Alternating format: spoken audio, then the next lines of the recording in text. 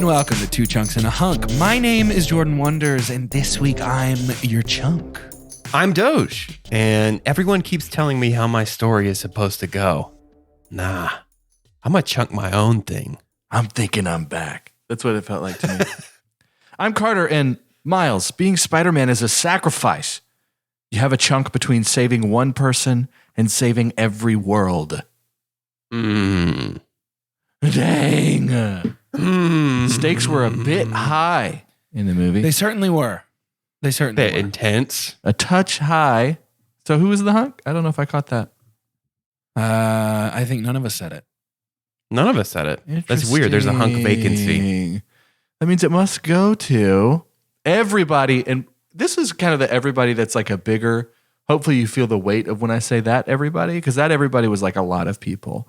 So a lot of people from our It's like Discord the same over in everybody that Patreon. wants to be a cat. Everybody that wants to be a cat wanted to watch that Is it movie. a body? Included in this inclusive everybody. All of them. We had the Brooke Bailey, we had Yee Yee, we had Sheldon, we had Cam, we had Riley, we had Joseph Glass, we had, did I name them all? Doge was there, I was there. I don't know. I wasn't there, so I can't help you. Phil Hill You know was what? there. I put a message. Yeah. We had our little block. It was really cool to have like a block of the theater that was just us and the Chunkies. That was like just really special. There was one point as credits were getting ready to roll that I leaned over and was just having moments with Doge of like, this is so awesome that these people are Yeah, here. it was fun. I can't believe this is We him. also had Dude My Bad there. Dude, my bad was also there. I'm looking at the message I put in Discord that said drop a spider emoji if you'll be joining us tomorrow. And some of you folks didn't RSVP properly via emoji. Dude, my bad, Ryan. But that's okay. That's okay. People brought their friends. That was so fun. Yeah, it Their was a good walls time. and their Thanks to friends. everybody for coming out. Yeah. Thanks. We'll do that again for Asteroid City Oh, please. here in a I'd bit. love Yeah. I'd love Yeah. New director Wes Anderson in Wesselton Debut. Anderson. film. Debut. I can't wait the to see how screen. Wesley does. Do you think his full name is Wesley? Wesselton. But Ooh, here's the thing. He's got Wesselton vibes. Yeah, Wesselton. His name is Wester. We're not talking about a movie theater. We're talking about a movie. And that movie is brand new, fresh, hot off the presses. Don't touch it. Still steaming, gonna burn your fingies. But that movie is known as Spider-Man Across the Spider-Verse. It did feel like it needed an echo. Thank you. You're welcome. That brought it home for me as well. Doge, I need a Tracy Morgan. synopsis. Across the Spider-Verse.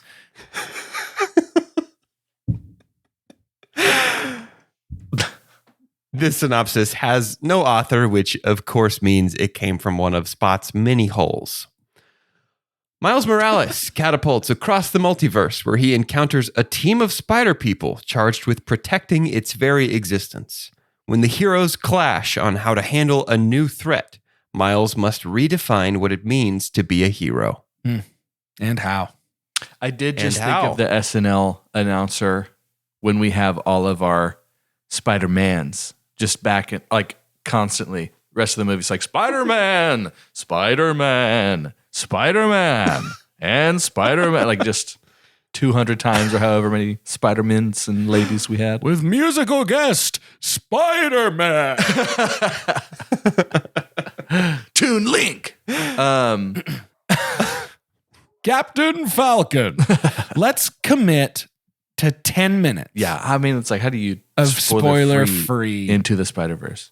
discussion. 10 minutes. We'll talk about tone then. Let's talk The tone. tone of this movie was extremely impressive to me. Yeah. This is a movie that felt like it was equally for me. Nearly 3 decades trod upon this planet. and also for kids. Yeah. This is like, to me, one of the most interesting examples of like perfectly threading the needle and understanding the target audience. Yeah. That I've seen in a long time. Super great. Yeah. I would say that. So this movie was so Spider-Man, so deeply Spider-Man, that I feel like, as somebody probably more versed in Spider-Man than the average person, so many things were still going over my head that I was like leaving the theater and like looking up, like, what was that? Who was that person? Yeah. What was that thing? Yeah, that's why we should have seen that one together. Jordan, I could have helped you out there. I know I'm devastated that I wasn't there, but Carter was actually letting everybody know in the theater. Yeah. He was like, so what happens is they get eaten by a spider and then they shoot webs from their webs. when the spider poops them out, they got powers. Yeah. That's how it works. Yeah, I don't know. I just thought it was so clearly written by the same crew, which I know is not a high bar, but I just loved that it was so much still a love letter to Spider-Man and to just kind of superheroes in general, but also maintained the humor and the lightheartedness of the first movie as well. I was really impressed with the tonal match. You know, when you follow something so awesome, it can be a little scary stepping into the next one. And I think that's impressive. Yeah. The tone did remind me of The Iron Giant a little bit, where it's not necessarily in content, but just in terms of like, if this was live action, I don't think the script, like, I don't think a single line of dialogue in the script would change. Like, I don't think, you know what I mean? Yeah. It works equally as well. Yeah. It's not using animation as a crutch. It's an intentional stylistic choice, Right. which is why it's so very evident watching this movie. Yeah. I think that. Go ahead. I was just going to say, I don't know if it's technically a genre. It's not the kind of genre that would show up on IMDb or Flickster or something, but superhero movies are probably the deepest dive we've had on this podcast. We've reviewed almost every new superhero movie for the last 5, 6, 7 years. And there's a lot that I've learned from you guys and a lot of things that I knew from the start about characters. And Spider-Man is one of those seminal, like, one of the superheroes. But one of the biggest themes of Spider-Man in general, and the great thing about Into the Spider-Verse and Across the Spider-Verse is you can't say about Peter Parker anymore because there's just so many new facets of that, is just overall thoughtfulness. We've already said things like tone, but there is, when you're doing Spider-Man right, and it's pretty clear, right? And so it's been looking at what the past 5, 6 Spider-Man movies have been like some of the best superhero movies that we've had over like nothing the last below decade. 90% on Rotten Tomatoes since Spider-Man Homecoming. Yeah. Wow. Wild. So since 2017, every Spider-Man movie's been at least a 90%. And if you take Homecoming out of the equation, everyone's been at least like a 93 or higher. Yeah. Wow. And I just want to say, we talk about the crew that are making these Into the Spider-Verse movies, and from what I understand, there wasn't too many changes in terms of production. Doesn't seem like it. Yeah, is like that kind of pressure, like to do well, like it doesn't feel like they feel it. And in a genre, if we're still talking about superhero movies, how you walk into Guardians 3 and you're just preparing, you're wincing, right?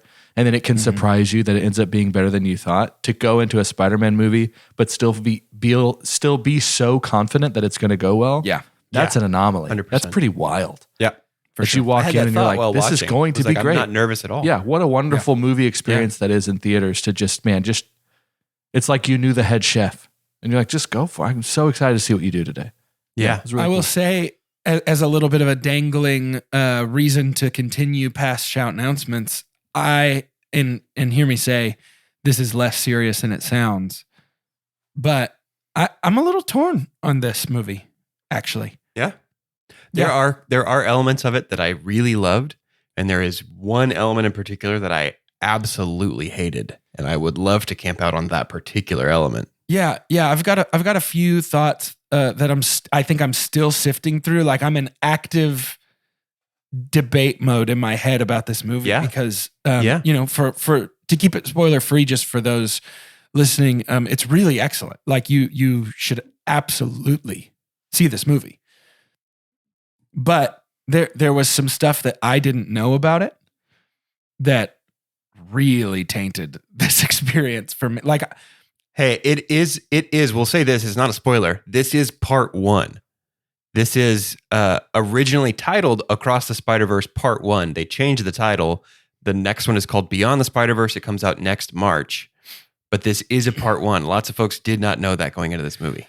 I would be one of them. I did. Yeah. I got a quick heads up the day I was going to see it from my brother, but and we'll talk about it. That's at the heart of a lot of my issues. I didn't know that it was part 1 until the day of, and I didn't know how part 1 it was going to be. Extremely part 1. We'll talk about it. But yeah, I think I'm just still working through how I feel. When we left the theater, I was really down on it. Like we left and I was like, really? Yeah, we left the theater and I was like, I don't know about this one, man. But then about an hour later, I was like, you know what? Hold on. I need to evaluate this movie for what it is, not what I thought it was going to be. And so I think from an objective, like film, from a movie standpoint, because after the spoiler section, I think we're going to talk about how we feel about every part of it, and we're going to get really subjective. From an objective movie standpoint, I do think Into the Spider-Verse is a better movie. I do think Across the Spider-Verse is still going to nab the Best Animated Picture Oscar. Sure. I still can't imagine something coming out because Elemental's not going to do it. I still think this is going to be the Oscar for Best Animated Picture this year. I would say that from a technical and filmmaking perspective, there is literally not a fault to find with this movie. There is. It's the best looking, one of the best looking animated movies I've ever seen. And again, like they did it again. Right. Yes, totally. Yeah. Full credit to them. And there are moments in this movie that they play with animation styles interacting with each other. That we'll talk about that. Shatters my brain a little bit. Yeah, it's awesome. And it's so impressive. So yeah, I mean, hear me say this.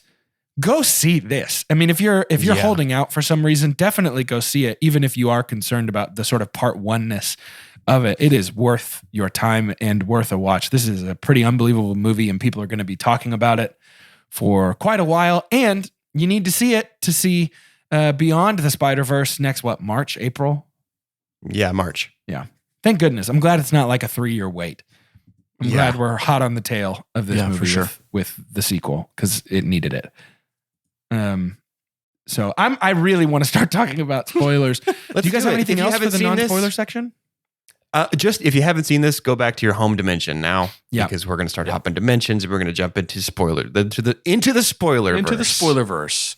So if you're in the shower trying to not slip on the floor to go hit your pause button, we're going to give you 20 seconds or so here to run over there. Also, if you listen to us in the shower, don't tell me that when you meet me in person at the theater.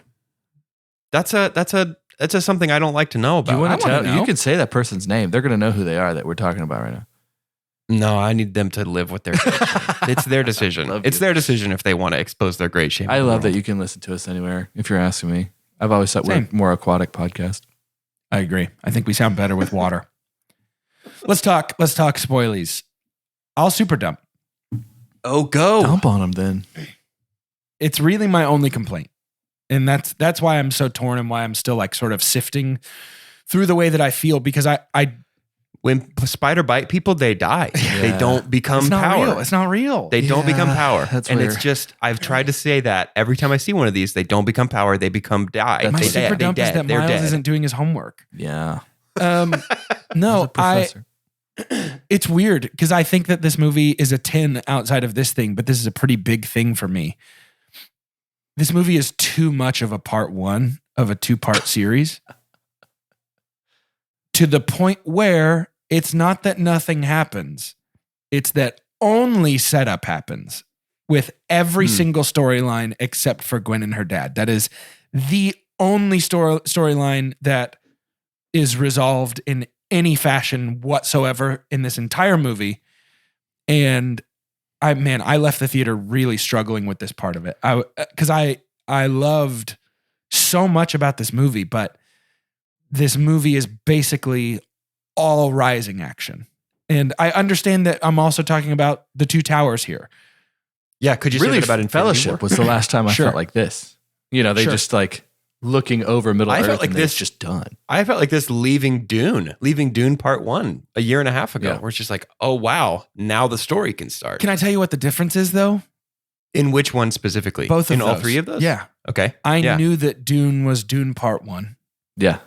Okay. And I knew that Fellowship had 2 more books after it. Yeah. How about Infinity War? I knew that there was going to be an endgame afterwards. So I'm watching Infinity War knowing that I'm not getting payoff for a while. So I think that's why I'm struggling with this. Yeah, right? it makes Because I sense think why this you is need time too. You're Yeah. just shocked. Yeah. Sure. Yes. Yeah. Sure. So that's why I'm struggling so much with this, because I think once the context settles in my brain and the dust settles a little bit and I'm able to go, this is just Infinity War, this is just Fellowship, this is just Dune Part 1, I really think this problem I have with this movie is going to go away. So that's why I'm all... because I didn't have a problem, because I knew that. They announced this as the 2-part conclusion to Spider-Verse, the 2-part sequel to Spider-Verse. It's been referred to as Across the Spider-Verse Part 1, Part 2 for a long time. Then they just changed the title of the second one a couple of months ago. Right. So I think, that's maybe just a bit of like, I don't know. I can see somebody having the same reaction to Infinity War. They're like, heck yeah, Avengers 100%. 3, having no idea Avengers 4 is coming a year later. And then going, wait, they all died? What a weird Avengers movie. 100%. Yeah, that's why I'm struggling so much with it, because it is so Part 1 that it sort of feels like it's the quintessential Part 1 of a 2-part thing, where it's like, if you stop here, nothing happens. Yeah. All of it. And by the way, what it's setting up, everything it set up, I cannot wait. I know. to I see am payoff. extremely excited for so the like pumped for the payoff of all of these things. Then it the did it team well. of spiders versus They did do it well. Yeah. Yeah. That's why I'm Here's so the thing, too, weirdly and it's torn not- on this, dude. You know, when the nucleus of a really good franchise is how thoughtful it is tough to think about the business outside of the business of movie making. Right. But also, with this cliffhanger, they're giving people about almost a year. Come on, catch on We're up. going to talk about it. Let's talk Yeah. about it. Well, You know, and I think loved if- it didn't even feel risky to me. It felt old school to me. It felt like, Yeah, it did. but now it's old school on steroids, because there's a keen awareness of the context and the environment that you have to wait in a world where you don't have to wait Right. anymore. And if you do, it's a week. Yeah. Well, the next and like we've episode of talked the about a show. couple of live action examples of that stuff. When has animation ever done that? I can't think of any, dude. Yeah. I really can't. That's the impressive thing to me, is that they're playing with the genre conventions of like blockbuster cinema and superhero cinema in particular, Mhm. confidently in an animated style. It's just, I don't know. It's continues to be groundbreaking. Yeah. I think if I could boil my super dump down to just one thought, just to land my plane here and be done, because I don't really have much negative to say about this movie at all. I think it's really, really fantastic. But because of the Part 1-ness of it, I really felt like it was missing the emotional center that Into the Spider-Verse had for me. Yes, I definitely agree with that. I was so emotionally invested, so emotionally distraught. I cried at Into the Spider. I mean, it was a beautiful movie, done so well. And the only emotional center here is Gwen and her dad, which I appreciated. Yeah. But it was all set up for what's going to, I think, destroy me in part That's what I was 3. going to say. Yeah. It's not a bold prediction to say, dude, you know, you're going to get to the end I of know it it's Beyond coming. the Spider-Verse and be like, okay, I know it. I get it. Yeah. I know it. I just Crushing. I think I wanted more emotional payoff in this movie going in, even finding out like 2 hours before it started that it's a Part 1. It's funny that in my mind, it takes digging to remember that 2 weeks ago, we reviewed another cliffhanger that was like it's only parts, right? And it was like, and the car's crashing down and the water from the dam is going to crush them. And like, what do we do? But it is something about like, that's such a different world. That's a world that I'm already expecting that all the time. I do want to say, while we're talking about kind of the themes of like unexpected endings question mark, is spoiler here, because it's a spoiler half of things. I don't think you were, I don't know, John Wick 4. We watched John Wick 4 together. And something happens at the end of John Wick 4 that surprised me in a way that took me time to appreciate it, because I was just sad. I was just distraught, but it was because the story was told so well. I was going in thinking we're going to make 20 of these, and then ending being like, is there even another one? Which there has been confirmed that they are making another one. Active development. But yeah, it's just it's so interesting when we take risks like this. And of course, this production team did this. Like, Yeah. because they have the gumption to know they can pull it off, and there's nothing we can do about it, and they know they can do it well. So yeah, I get it. Talking about the business, talking about the business behind the business. I would love to super dump right now because this is the only negative thing I have to say about this. Every live action element in this movie actively makes the movie worse for me because Sony is continuing to do is this MCU? Is this not MCU thing? And that is extremely grating to me. It's the exact same thing as Michael Keaton playing a Vulture, but not the Vulture in the post-credits scene of Morbius. Whenever Miguel O'Hara, like I'm even fine with if you want to have Donald Glover voice a version of the Prowler, that's fine. But having it live action, that's only in the movie because the kinds of people that are going to pick up on the fact that Donald Glover played a character named Aaron Davis, who's not named in Homecoming, credited as Aaron Davis in Homecoming, who is now in a Prowler costume. Right. That exists only to generate articles on Screen Rant to get people to click and say, Across the Spider-Verse is secretly in the MCU. Yeah. When Miguel O'Hara says, this is everything, and then this is the web of everything that, of all the spider people that are connected. He says, this is everything, and we show the visual of the multiverse that we've seen in the MCU a couple of times now. And Sony keeps doing this thing where they're trying to generate articles like secretly set in the MCU and you didn't know. Yeah. And this is clearly not because we don't show Peter Parker. We don't show our Peter Parker, the MCU Peter Parker. We don't show Tom Holland. We show the ones that Sony owns, but not the one that Marvel owns. We give the MCU its improper universe designation because the difference in the multiverse in the MCU and the multiverse here in the Spider-Verse, we're talking about the MCU universe. In Doctor Strange and the Multiverse of Madness, we refer to that universe as Earth 616, which is the mainline Marvel universe in the comics, which means that in the MCU, the comic universe does not exist. This is a live action version of the 616 universe. Right. In Across the Spider-Verse, we refer to it by its old designation before we started the multiverse stuff as Earth 199999, like a bunch of nines after 1999 I think.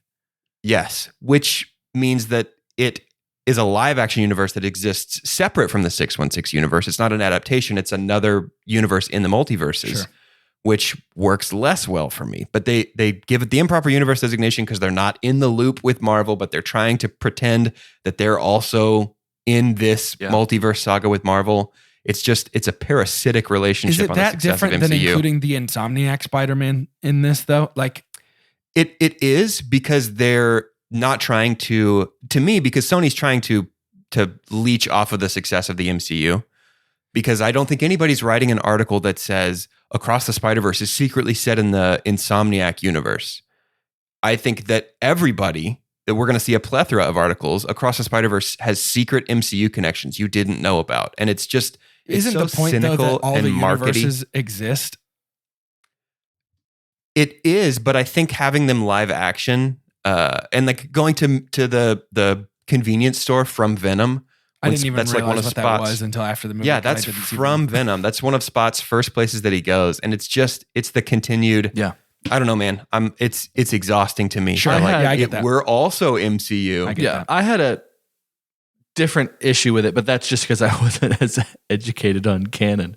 But like just in terms of, so my super dump is that we did include any kind of like real life person. I think Into the Spider-Verse has been continually unique and creative in a way that I have never seen ever. While it still gets to wear genre superhero or the genres of like animated superhero movie, right? Sure. And it's doing all these things that I've never seen before. It did about 28 of them in this movie times 3, and to see Tobey Maguire, to see Andrew Garfield, to see even, Glover was weird. And it felt too much like something else. Into the Spider-Verse is not meant to feel like anything else to me outside of story beats, outside of the thoughtfulness of who Spider-Man is and all of its iterations. When we did this, all of a sudden I felt like it was Roger Rabbit or Space Jam. Yes. And it was the thing is too, like, if we want to include those real people, like the second that I saw the principal of Miles' school, I was like, that's probably Rachel Dratch. Yeah. Because it looks like Rachel, and it is.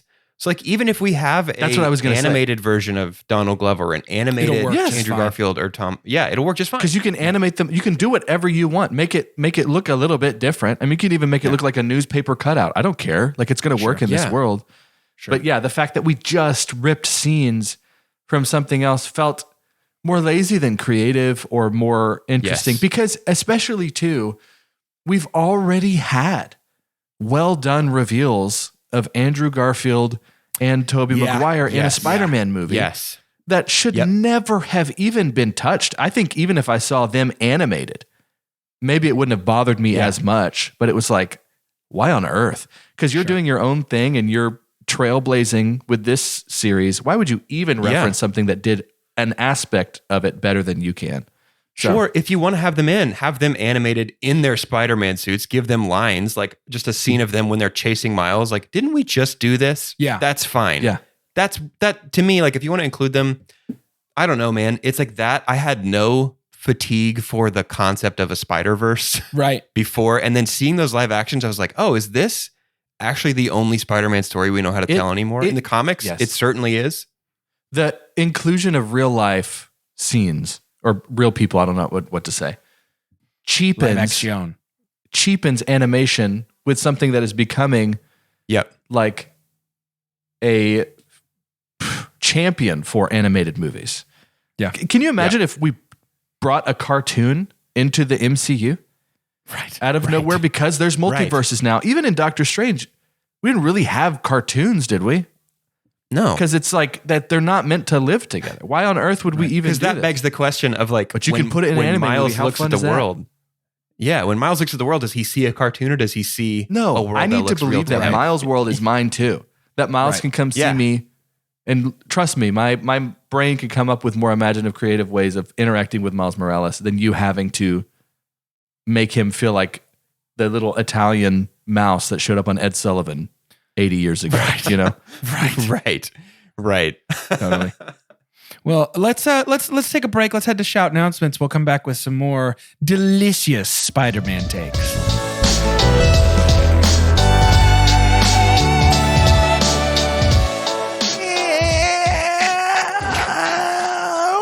Welcome to Shout Announcements. This is part of the show where we give shouts and make announcements.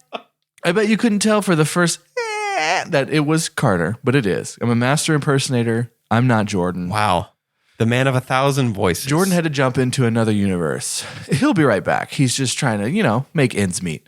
We have the next movie that we'll be reviewing on this podcast as we keep with our summer theme of doing these new flicks will be Asteroid City, the next Wes Anderson movie. It looks fun. We've got some introductions here of people he's never had before. I think anytime you have a cast that is pretty common and then you add new flavors, like a Steve Carell, like a Tom Hanks, 100%. it's always fun to me.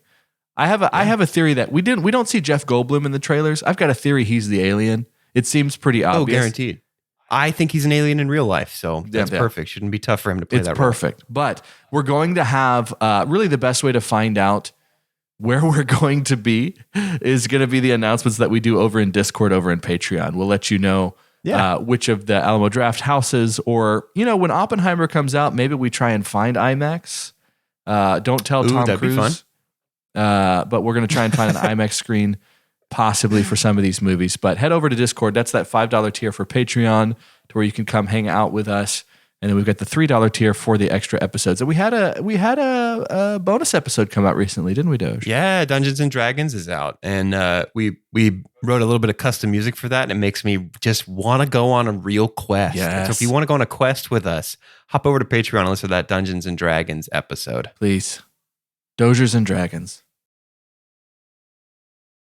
We're back to the show. We're back, and I know he listens, so I do just want to say I am very happy that Donald Glover was in this movie. I just wish I hadn't seen his body. real human, his human face and body. Yeah. But it is interesting that he finally is full circle in this, because Donald Glover was campaigning for the role of Spider-Man in 2008 or 9 when they canceled Tobey Maguire and they were going to reboot. Studio ended up going with Andrew Garfield. But because he was so vocally for the role, he ended up wearing Spider-Man pajamas in the season 2 premiere of Community. Yeah. Brian Michael Bendis saw him in those pajamas and decided to create to write Miles Morales. Donald Glover voiced Miles Morales in his first cartoon appearance, and then now is full circle playing the Prowler, playing Miles' uncle here in Spider-Verse. Even though he was really full circle playing that role in Homecoming in 2017, he's even fuller circle here now. So that is cool. That's a cool little bit of behind the scenes stuff. Yeah. I love that. That's really cool. Another thing I did want to say real quick, and was almost my super dump, but I want to run it by you guys because you have better ears, technically, for mixing. The opening credits when we had Gwen playing the drums and talking, didn't really know what she was saying. That was an extremely bad mix. Okay. People have been like pretty universally across the board. People have been complaining about that, so much so that Phil Lord has issued a statement like telling people, hey, check with your theater before you're screening. Make sure they're playing it at a reference level of 7 or 7.5 and they're not turning it down. And to me, it's just like, man, if you've got to issue that kind of day one patch for your movie, you should mix that differently. Yeah. Like that's the equivalent of that episode of Game of Thrones where the Night King got to Winterfell and everybody was like, it's too dark on my TV. Yeah. And the cinematographer doubled down and was like, well, on my reference monitor, it's totally fine. Okay, bud. In my people aren't watching on a reference monitor. Black room with my perfect HDR. It's in my colorist suite. It looks great. Well, okay, that's not what people are watching on. Mm-hmm. Yeah, that's a pretty serious quibble. Is that opening voiceover is unintelligible? Yeah. I mean, I feel like I put two and two together. I feel like I got it, but Sure. it also feels like we just had Gwen play drums because it's cool, which I'm fine with. But it just feels like it's sort of like, what's a cool thing people do? They play drums. Oh, I mean, in the comics, Spider-Gwen is a drummer in a punk rock Oh, is she band. really? Yeah. Okay, I had no idea. There you go. Yep. The 2015 run of Spider-Gwen is actually where we get a lot of that watercolor style too, with the like super like vertical smear backgrounds and stuff, which is going to be my super pump. The colors in Spider-Gwen's dimension and like that animation style, I feel like is this movie's equivalent of the last movie animating our characters on twos, and then doing on ones when they're swinging on webs and stuff. I've just never seen something like that, like the watercolor style of Gwen's world in animation before. It was beautiful. It looks beautiful in motion. It's incredible. And the way that we play with color, like how it's all pink and super like blue and cold. And then when she hugs her dad, there's that explosion of like orange and yellow out from them. It's just really, really incredible. Thought that Spider-Gwen was at her coolest in this movie. Yeah. And that Haley Steinfeld was so excellent. Good. So good. Yeah. All, surprising no all one, of the voice which is acting. amazing. There's not a knock against any voice acting. Actually, can we talk about Jason Schwartzman as Spot for just a minute? Is Spot a real Spider-Man villain? Spot is a real Spider-Man villain, often used as a villain of the week. Yeah, like a punchline, basically. There's not really any like huge arcs with Spot as the villain. Spot is usually the guy who's robbing a convenience store that Spider-Man has to stop on his way to not be late for something. He's big wheel. Yeah. And so like the nod to that, like the treatment of Spot to be like, no, this guy actually is a huge multiversal threat was really great. Yeah. On top Absolutely of that, loved that. Jason Schwartzman, when Spot first shows up and he's kind of a punchline, Jason Schwartzman was really funny. That was the point, yeah? Spot was hilarious. The vibes were great. They were high. And I was waiting for us to move on from Spot and move on to what the real threat was going to be. Yeah. And then they double down and Spot becomes the real threat. And Jason Schwartzman gets a little sinister in the way he talks and a little intense. He was excellent. He's so good, dude. That was my super pump. Yeah. Spot as a whole. And because of the surprise, because that's one of the things that the Spider-Verse does really well too, is kind of give you twists. Because I didn't know, to find out like Doc Ock was Catherine Hahn's character. It's like, there's a lot of different things about this universe. But to have Spot, just like you've said, is so unassuming. And it's like, villain of the week. And then he's like the big bad. And then also, though, feels capable of beating as many Spider-Men that exist. Yeah. Because at this point, it's like the only weakness is like he's, a little bit crazy. It's just like he can't even handle his own power kind of vibes. Yeah. But it totally for him going that from Infinity War different thing. universes to make himself stronger. And then you realize like, this guy was working in the lab. He's not stupid, Yeah. And it was sad. And it felt when they show his transformation, I was like, this feels like torture. Like how You hit me miserable with a Yeah. bagel. must this be? Yeah. But for them too, like what a way for this animation style to flex with a villain 100%. for someone who Yes. just Yes. keeps like showing up. Can you imagine being a part of the crew? And it might be the crew that does all of it, but I like to think that there's 10,000 people that help make this movie. That's like, hey, we've got to make this make sense still. If his leg goes here, that means his foot comes out here. If it, Yeah. you know, it felt like all of that stuff Yeah. worked. And anytime top he of was that- on screen, I loved it. When he goes nega spot, Dude, it Yeah. looks amazing. It looks it so looks like bizarre. a kid's It's so cool. scribble doodle, Yeah. like in school, where it's like just fill it in real quick with the pencil, and then his Yeah. lines are a little off, and he's got Yeah. like little specks of where they didn't fill it in all the way. I don't know. He Yeah. looks. It's feels one of the unbeatable. coolest looking. He does. He Yeah, does. it feels I mean, like he the went only way to from- beat him is for Thor to be like, "What about your daughter?" right. And then he's just like, "Oh, that's Yeah. right. I'm not a Yeah. world eater anymore." You know, it's like I don't know. Yeah. I have no idea what it. It does What it's feel gonna like Thanos after Infinity War. Yep. I'm just like, I don't know how they're going to stop him. Yeah, it's great. Yeah, very much. And the way that because that's, as far as I'm aware, really nothing like Spot's backstory in the comics. Sure. But the fact that they like are able to create this, it feels very similar to like the Steve Ditko, Stan Lee era of Spider-Man, where it's like every villain has either a connection to Peter or to Spider-Man. Like Mhm. there's some sort of personal vendetta. The Raimi movies did this really extremely well. But having that personal connection to Spider-Man / Miles Mhm. as Spot's primary motivator, he's not just I definitely bad thought guy of who wants. yeah, Yeah, it's like Vulture incredible. and Yeah, I guess just everybody. It's like you made me. Yeah. Anytime it's conflicting, if I can have just an ounce that's kind of for the villain a little bit, it's, man, I get that. You shouldn't have handled it this way. yeah, Mhm. But I get that, man. Feel what you feel, but don't break things. You know, Yeah. it's yeah. really well done. I almost made this my super pump, but I decided I think last night on a different super pump. But I do want to talk very briefly about Miguel O'Hara, who is Incredible. so cool. It hurts me physically.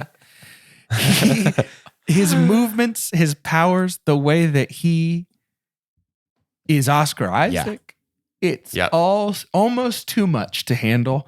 And when he is mad at Miles, I was like, don't make him mad. He's scary. He's kind Yeah. of a Yeah. vampire a little bit. He's gonna To make kill like him. a head So- of all of these Spider-Men. I know. Like it had to be Yeah. somebody who was this. Yeah. You know? The Done really vampire well. thing is extremely interesting because in the comics, the reason that we have these Spider-Verse events is because of a character called Morlun.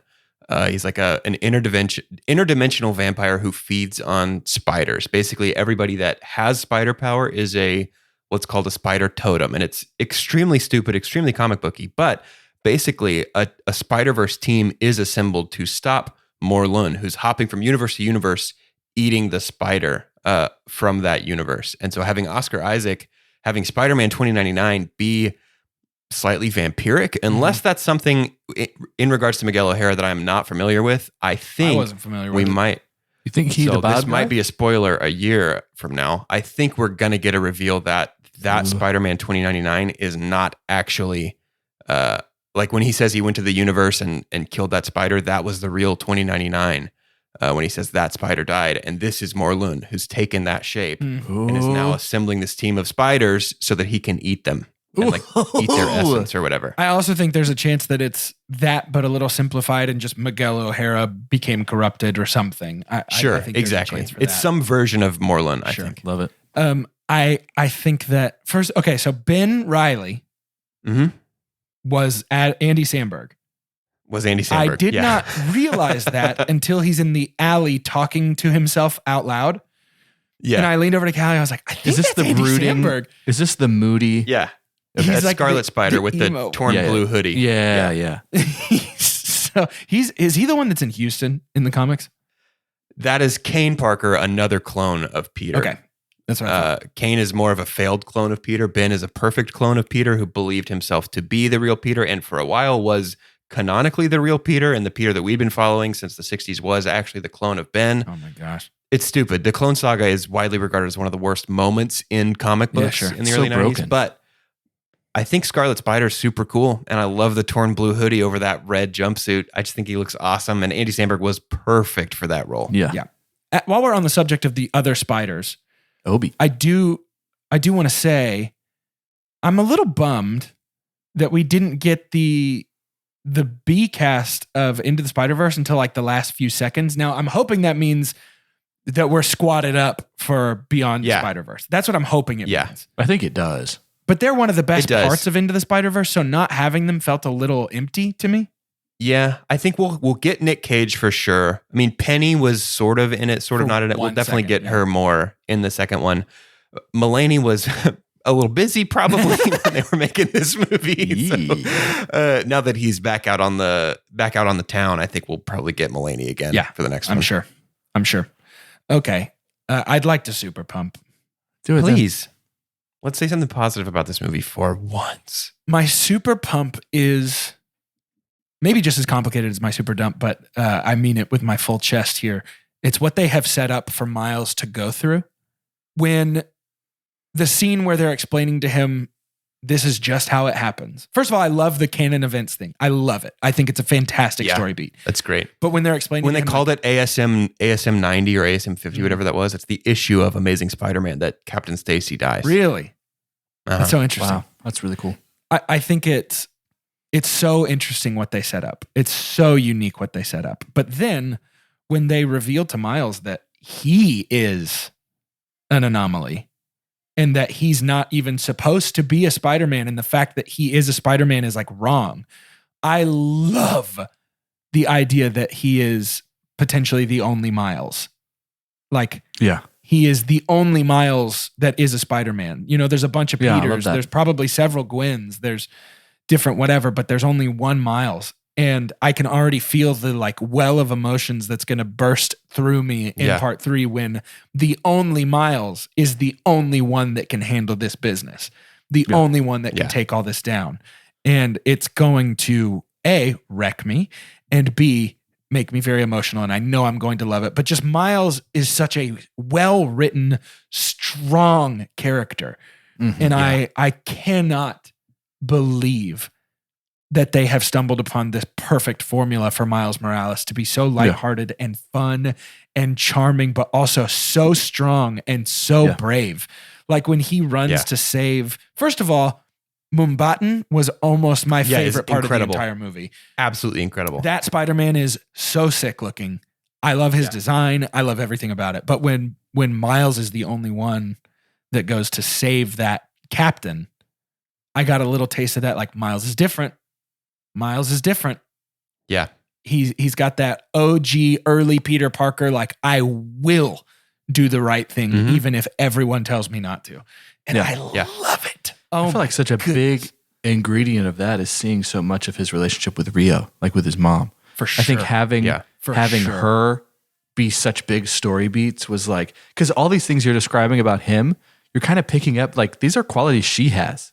Yeah. Is like, oh, man, this is going to be tough, right? And then, it's just, and of course in Spider-Man, there's two big superheroes in my mind that deal with a lot of grief. One of them is Batman and then one of them is Spider-Man. And it's very different ways that they're going through this of like losing people. But the anticipation for just how gut punchy Beyond the Spider-Verse is going to be. Yeah. Is going to be, it's like they're setting up so many things that are just going to hurt. I think it's going to be really hard. I don't know what I think. I don't want to call any shots here. It's too early. I'm extremely worried for Miles' dad. The ending of the movie with the reveal that he traveled to the wrong universe, that was lampshaded so well. I caught that. That slow burn was incredible. Yeah. I caught that and then was like, okay, maybe that was just a weird, like, I don't know, maybe it was just detecting the spider, but it sent him back to the wrong spot. Mm-hmm. And then just the kind of like slow reveal, I guess, slow burn of him talking to his mom. She's been like, who's Spider-Man? Were you at Comics Con? Like, I don't know, man. That was extremely And then second Miles is the Prowler. Yeah. So sick. I mean, it's just gonna, I think Beyond the Spider-Verse is gonna be insane. Man, I'm extremely excited. I am for that. too. Yeah. It'll be live action too, by the way. I just saw this update. Yeah. Yeah. Claymation is what I read.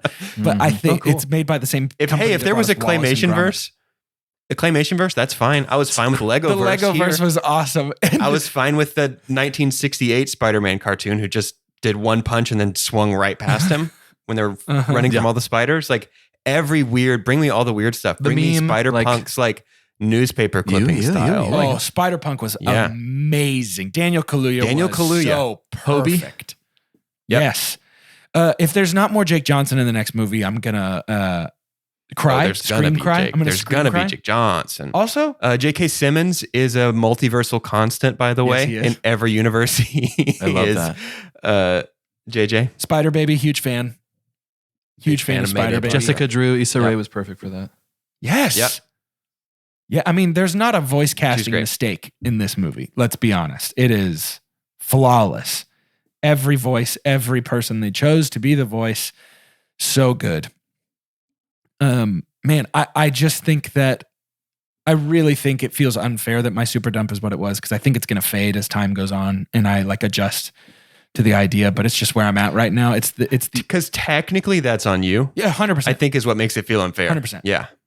It is technically on me, but it is a real problem I have. And I do think Yeah. that when we look at the broad spectrum of the three movies, much like with Infinity War and Endgame, like if I'm only going to watch one, I'm just going to skip Infinity War and watch like if I really want to watch a really Mhm. good Avengers movie, I'm just going to watch Endgame, because now that I've seen Infinity War once, I know what happens. I want to see the payoff, you know? And so I think this might suffer long term for that. But it's just tough, man, because it's such an incredible movie, and it's one of the best animated Yeah. movies I've ever seen, even with my complaints. It's just so good. Do we need to take a second to Farley before we rate? Please, yeah, please. I kind of feel like I'm already headed that direction. Spectacular Spider-Man was here and had a line, and that is all that I wanted from Spectacular Spider-Man. That is, for my money. So that was the little short cartoon Spider-Man, Yeah.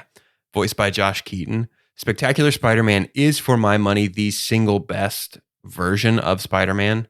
I think even better than the comics. I think that is the clearest, like, most pure distillation of what these stories are and what they can mean and what they can be. I think you can watch it on Disney Plus. I'm not 100% sure where to watch Spectacular Spider-Man. It's only 2 seasons long. It ends on a major cliffhanger because it was supposed to get a 3rd season, and then it was a casualty of Disney buying Marvel, and then the television rights for Spider-Man reverting to Disney Channel. And it is such a huge bummer. But it is, to me, up there with things like the Clone Wars and Avatar: The Last Airbender, in terms of just like, this is animation that is a must-watch animation. That's awesome. But he was here and he got a line, and I am so happy about that. They referred to Insomniac Spider-Man as Insomniac Spider-Man out loud. They said did. Insomniac, which is funny. Man, while we're Did you see that Genki was playing Spider-Man 2? Yeah. Yeah. I loved it. While we're just gooshing about this movie, I don't know that I've seen a prettier animated movie in a long time. I mean, it just is gorgeous to look at. Unbelievable. Every shot. There's not a wasted visual Specifically in this whole movie. Gwen and her dad, when they had scenes. The watercolor y'all talked Yeah. about was just so Really excellent. fun to watch, because we grow up, we watched like the rotoscoped Anastasia, and we had a fun like animated series Yeah. recently, but I remember like you used to be able to tell what was going to move in the frame. Yeah. Like, okay, well, this is just the backdrop. They're using even like Mary Poppins. You're like, okay, well, these people don't Right. move around. The penguins will dance and whatnot. But yeah, to just have no idea what's coming. And it's just it feels like a movie that you could pause at any point and there's just something completely different. Like it has to be. Yep. Yeah, I think hearing Mahershala Ali again as Uncle Aaron Yeah. confirmed for me maybe for the first time, but I knew it all along. Just couldn't vocalize it. It was like, what a perfect, like maybe the perfect voice casting of any animated role. character. I mean, it's too good. Yep. Yeah. Brian Tyree Henry as Miles' dad is absolutely excellent. He's just so good. There is not a fault to be found with the casting or the animation, which is rare, I think, in an animated movie to be able to say that it's flawless front to back. The shot of Gwen and Miles sitting upside favorite shot of the whole down movie. under the eave of that building looking out over New York City is beautiful. Looks like they're sitting on like the dock of a lake. That was like our night dive moment of when Miles agreed. jumps off and it like the what's up danger. Yeah. Agreed. I will say, hold on. this movie did lack that sort of moment for me. It did. I think they're saving that. It's going to hit even harder in Spider-Verse 3. Because What's Up Danger, that line with the, I mean, I literally, you can't see it, but right here is you have that poster? A canvas poster. It's canvas on, it looks painted, and it is Miles right side up with New York City above him as he dives in his like homemade suit. Yep. That scene is an I have all-time full body chills talking about that, by the way. This movie lacked that. It had some great moments. Yes. I think him running away from all the other Spider-Men had some real pause it and print it moments to it. But I think that scene was more about What's Up Danger was the song, the visuals, and what it meant. Yes. All rolled into one. That's why we get the full body chills. And I don't think this movie had that. Yeah, it's funny that we talk about like this movie not having that, because I felt the same way. Even sitting in the movie, Right. of like, oh, I'm just waiting for this massive like aha full body chills moment. And some of the twists at the end and seeing, you know, what at this point felt inevitable is that like this Prowler that we don't see right now will be Miles in every other iteration of the universe in which he lives in. But I would then just have a moment to be like, right, but what's wrong with this movie? There's really nothing wrong with this movie. You know, and it's it was that weird, like, you know, I felt spoiled, you know, because I thought back to Fellowship of the Ring, and I was a Tolkien head already at a young age. So I knew it was going to happen, but there was definitely somebody in the back in Lampasas that was like, huh? And it was just like, they were so pissed. It was like, dude, it was 3 hours long. What made you think? You think you were just prepared to sit here for 10 hours? You thought this was... Yeah. And the tickets were cheap for that. You think you could just pay $9 for 10 hours? And see all of it? Yeah. Huh? I had that same thought, though, of like, oh man, there's no Sunflower equivalent for this movie. Yeah. There's no song I'm be like, oh, I forgot that was from Spider-Verse. Great soundtrack, though, regardless. It was an excellent incredible soundtrack. But I do agree that it didn't have, like, something about Sunflower and that What's Up Danger, it felt like it was like, those songs are now Spider-Man songs to me. Yeah. Yeah. And this movie doesn't have one of those for me. And we can talk... And Hero from Spider-Man 2. Yeah. We can talk trilogy specifically because of just Spider-Man in general has a handful of them, but also we know this is going to be a trilogy, but it's like we've talked about before how it's tough to beat the drip of that the first time. Right. And I do wonder if we'll ever have that again, you know, like a Wallflower moment or a Hello Danger moment. This production team feels like you missed both. Got both of them wrong. Sunflower. I said Wallflower.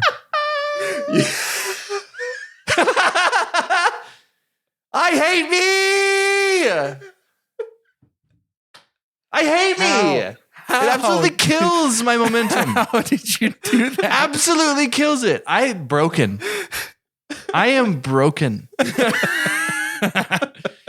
I can't. I mean, it's just No, it would, I hear it would that. feel Don't wrong. even correct me. It I don't would even feel want to talk wrong if about you it got 'em anymore. right.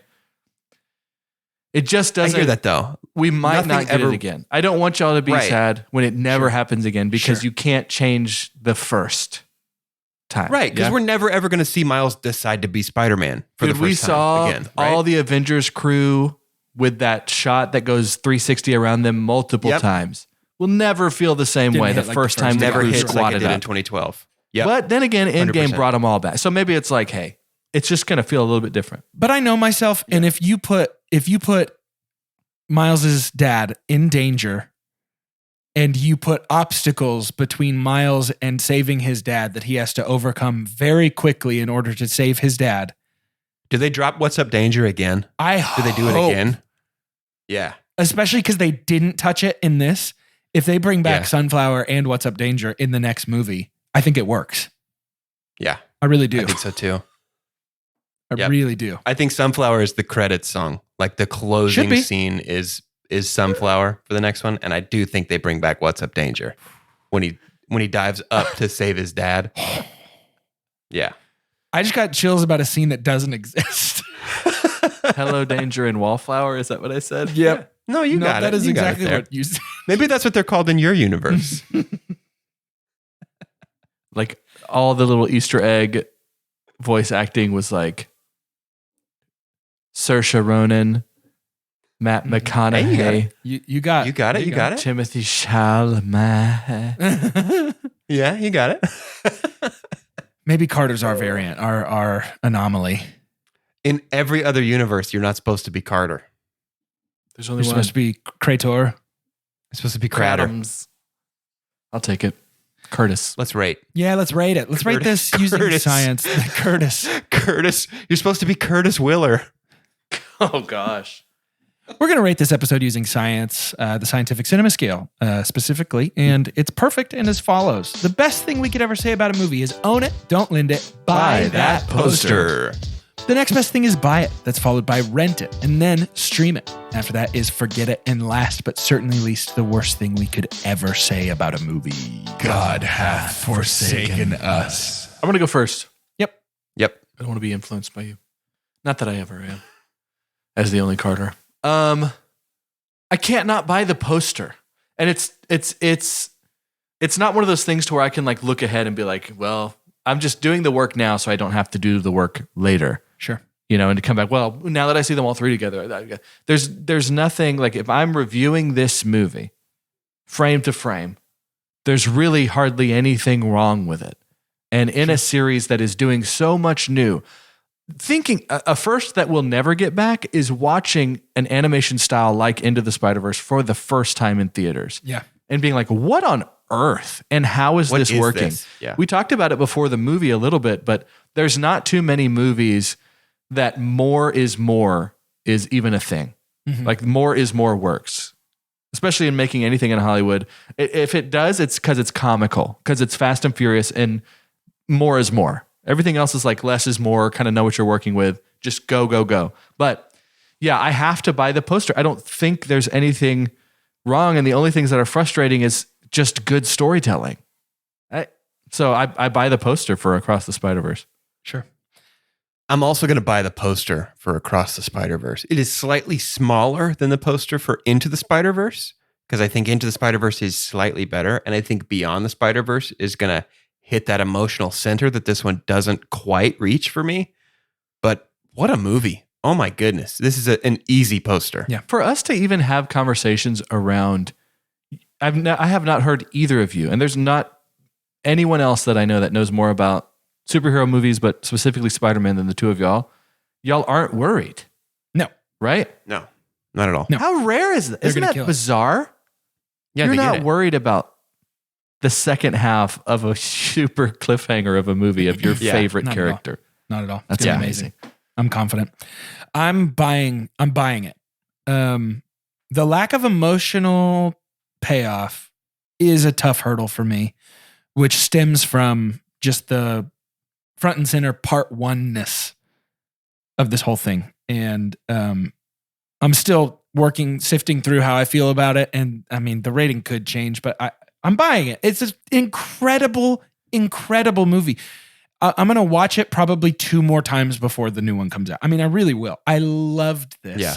I'm wrestling. I'm wrestling a little bit. Yeah, I'm I gotcha. struggling. It's a buy. Appreciate I that love honesty, it. man. It's so good. So that's Appreciate that, man. that's Across the Spider-Verse. Tune in about 10 months for Beyond the Spider-Verse, which I'm very, very excited Cannot about. wait, I'm so dude. pumped. It's going to be fantastic.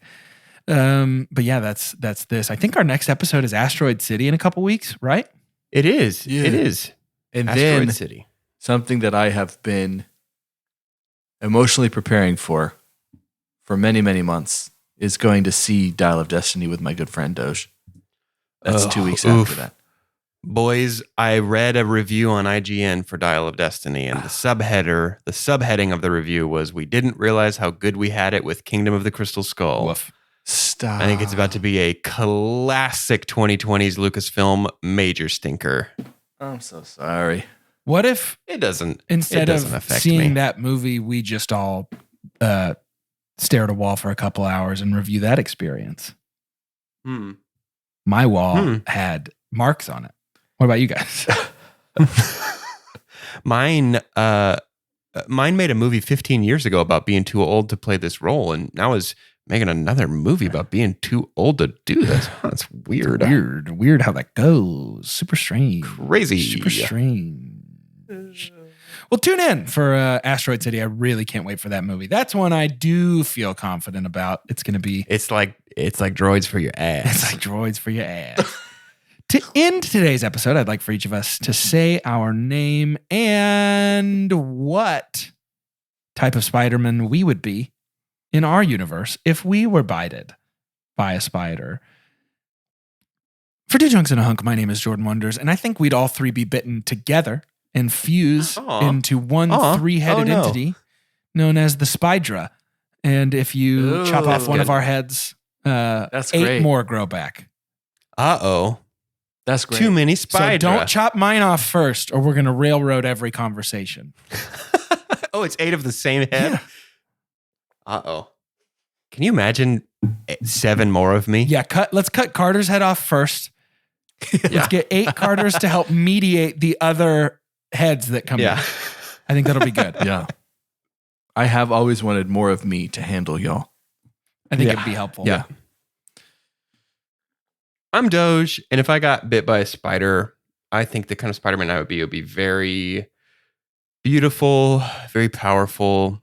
People would love him, adore him, probably like everybody's favorite. Extremely strong. Nothing bad happens. He doesn't lose any fights. He actually doesn't even have to Dom fight. Toretto. It's Dom Toretto. Yeah, it's Spider Turtle. Spider Turtle. Speaking of Spider Turtle, TMNT looks amazing. Yeah, Ninja Turtles looks great. I'm Spider Turtle, and I wear my trusty spife beater into battle. Try to dodge Sparger. All about spamily. I'm Carter, Anything from the coolers, and I would be bitten by the spider with the knowledge of, I think I would have tried to encourage this spider to bite me, because I live in a world where there's already other Spider-Mans. I'm like, yes, dude, So I'm down for a big life change. But I'm the only one that it kind of makes me much less fit. Oh. Much less capable. And I would just, the tabloids would just call me Wider Man. With a D. With a D. Wider.